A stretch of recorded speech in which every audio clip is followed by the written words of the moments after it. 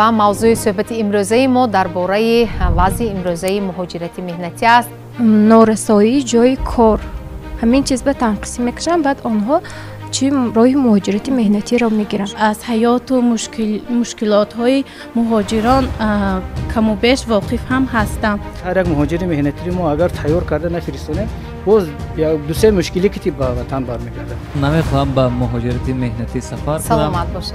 اونجا رفته بیکار ماندم 4 ماه و باید یک مبلغی معین رو با همسر با فرزندان مادر رفتن در مبلغی میافتگی اینجا که مقایسه کردن نمیشه. این یا اون میانراوها باور میکنن، با نگاهی نو برمیگردند، با تجربه های زیاد برمیگردند. ندانستن زبان، رعایت نکردن قانون های دولتی شدهشان بسیار به مشکل ها مراجعت میکنند. در دوام مدت یک سال زیاده از 12 قانون های فدراسیون روسیه تغییر یافتند، اعلام شدند.